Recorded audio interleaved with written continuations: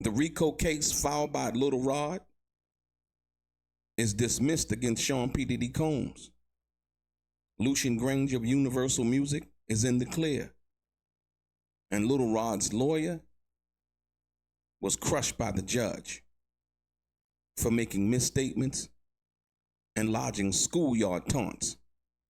Oh yeah. Let's get into some of this straight game. Life is like cards. It's not what you dealt, but how you play it.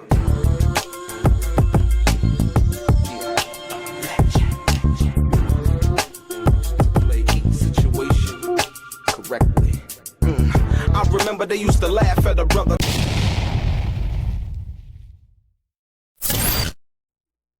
Welcome back, guys. Welcome back. It's your boy DELRAY Richardson, platinum artist, platinum songwriter, Straight Game TV. Thank you for tuning in. I appreciate your time.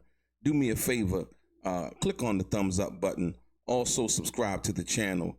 And like I always say, if you want to be one of the first people notified when I drop some of this Straight Game, please do me a favor and click on what appears to be that little bell notification right below this video. I'm going to get right into it. Ladies and gentlemen, Sean P. Diddy Combs wins the dismissal of Little Rod's RICO claims. But the case will move forward.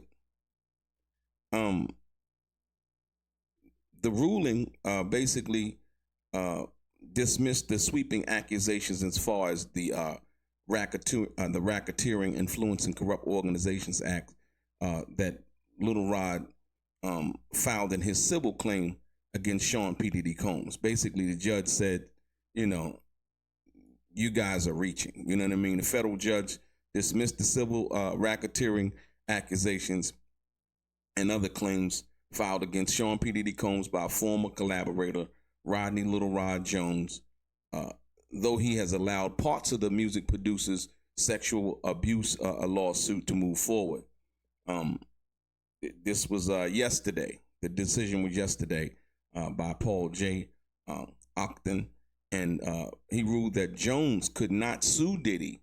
Little Rod could not sue Diddy and others under the Racketeering, Influence, and Corrupt Organizations Act, the Federal RICO Act, the law often basically used against mafia and other criminal organizations, if you will.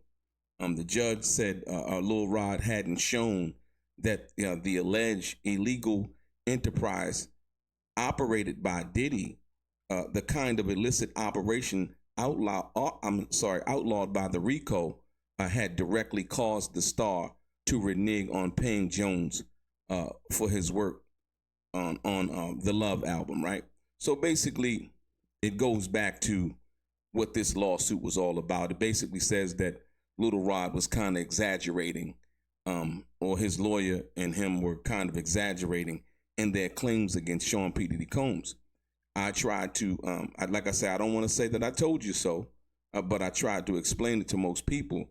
And people, I guess, you know, with the YouTube thing, they were making taunts and things of that nature. But like I said, it's back to basically what it was. But I guess the serious nature, you could say, they're saying with the sexual assault aspect of it, they're still letting that move forward. I don't know how that's going to pan out as far as Little Rod. Remember, Little Rod said he had videos and he had all of these other things that he alleged to have on Diddy from that perspective. Like I said, I talked about it a long time ago and said that Little Rod said something had happened in February, but he stayed around until July. And my question always was why. And so I think that's going to be a part of the defense strategy in fighting these other claims, right? Basically, the court said that they couldn't identify any casual link based on the defendant's alleged sex, drug, and gun trafficking activities, right? So Little Rod in his lawsuit tried to basically go after Diddy for the same thing that he's basically facing in the criminal lawsuit. You know what I mean? Alleged sex, drugs, and gun trafficking activities. The vast majority of the predicate acts pleaded in the operative complaint. They did not foreseeably or naturally preclude defendants from honoring their recording contract with Jones.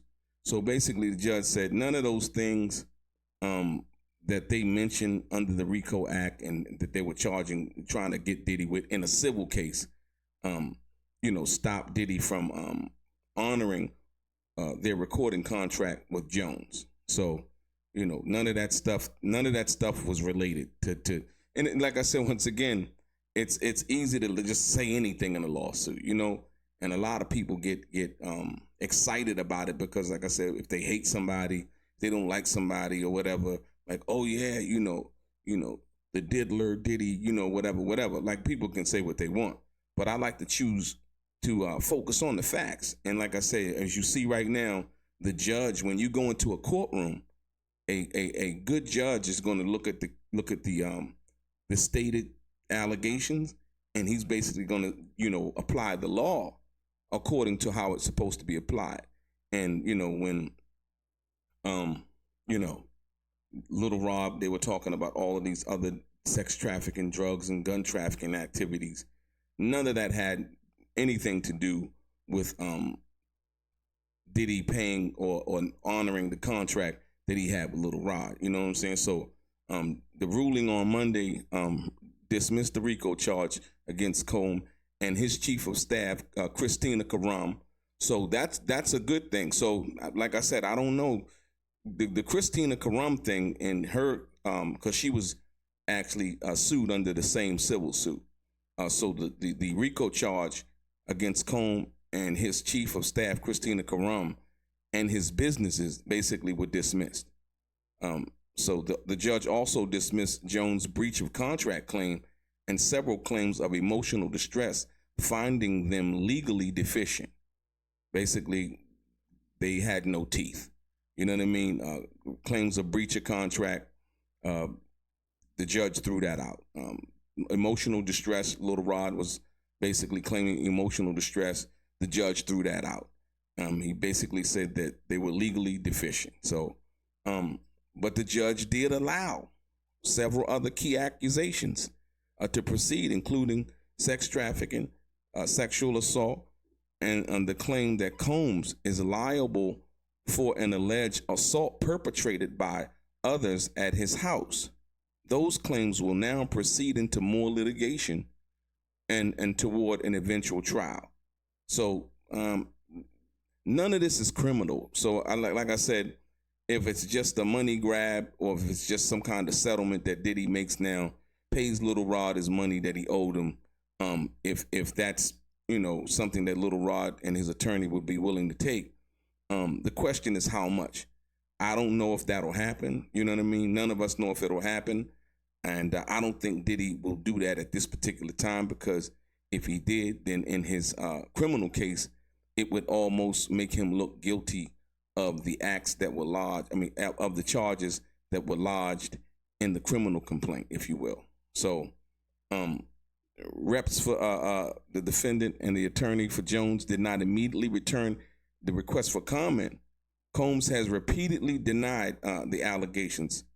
Christina Karam, though, denied the accusations on TV last week, saying she never condoned or aided and abetted the sexual assault of anyone.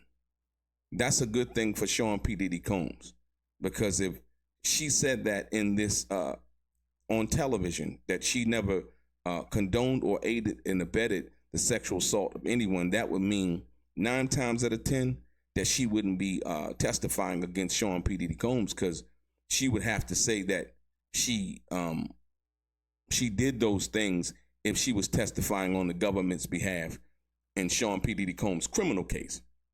So I think the optics of that look really good for Sean P. Diddy Combs at this time. I don't know if that's the truth. I don't know if she would be, coming in under some kind of other thing with the government. But her saying, on television, saying that she never condoned or aided and abetted the sexual assault of anyone is like a good thing for Sean P. Diddy Combs at this time. We know that Little Rod filed his lawsuit in March of 2024, accusing the rapper of assaulting him while he was working as a producer on the Love album. But the case went far beyond that. and leveling sweeping allegations about a vast RICO conspiracy involving numerous others, including not just Christina Karam, but also Universal Music Group's CEO Lucian Grange, right? I find that very interesting too, because how were they going to fight that as far as Lucian Grange is concerned? And I told you before, if you go back to the videos that I did, I told you, I was like, they're reaching. Like, why would you, sue Lucian Grange? I mean, if he never did anything to you, you know what I mean? And basically, I said that they were trying to just throw shit at the wall to see what would stick, and that's basically what they were doing. So, after UMG, Universal Music Group, and Grange said they would seek penalties over those recklessly false allegations. Check this out. This is how it works, right? Lucian Grange and Universal Music Group, with the money and the power that they have, say that they would seek penalties over the recklessly false allegations.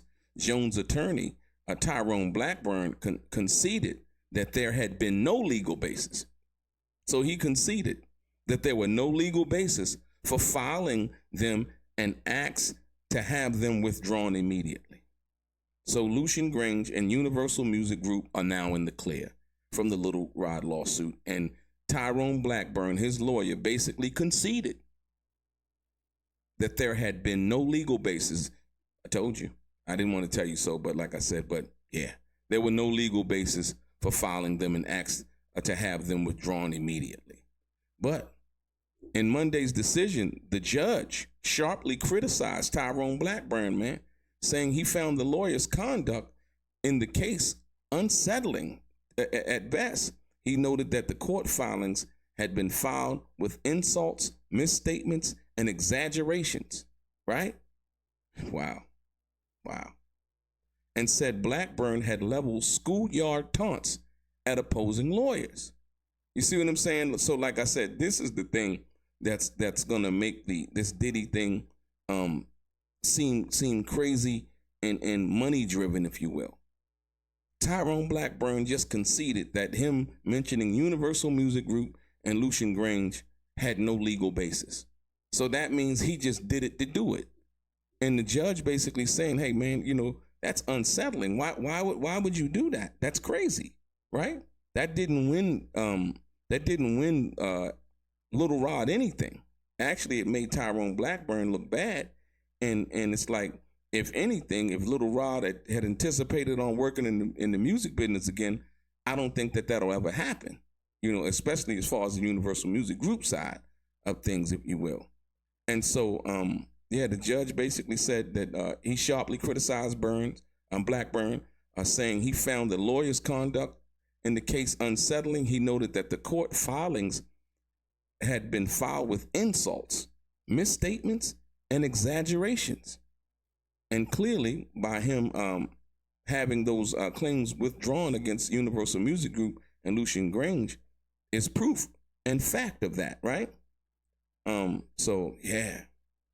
And so in one incident, the judge said Blackburn had referenced the criminal case before, saying Combs and his companies were presumed guilty of being a RICO criminal organization. Basically, he was assuming that they were guilty before any kind of trial, right?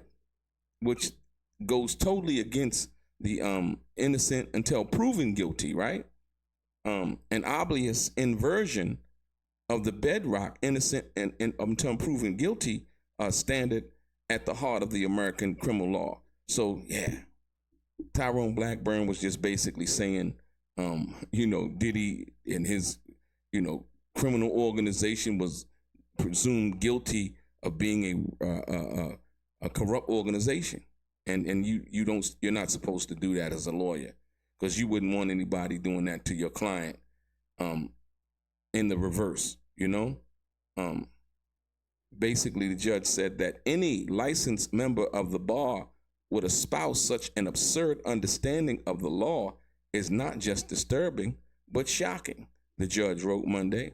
While the court will not hold Blackburn's antics against Jones at this point, it warns Blackburn that further misconduct may lead to sanctions or to referral for discipline.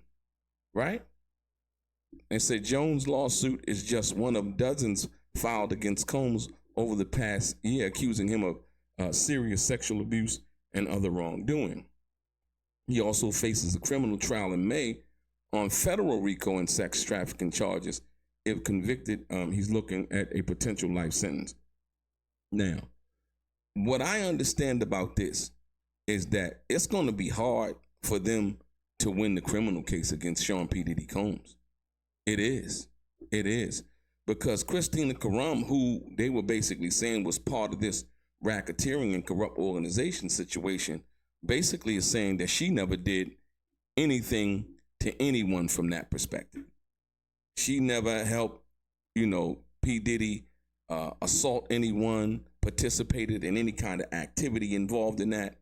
And so that is very alarming when you think about what does the government really have that's going to prove Sean P. Diddy Combs did anything. I understand that their star witness is Cassie, but we also know that Cassie was Sean P. Diddy Combs' girlfriend for a long time, I think over 10 years.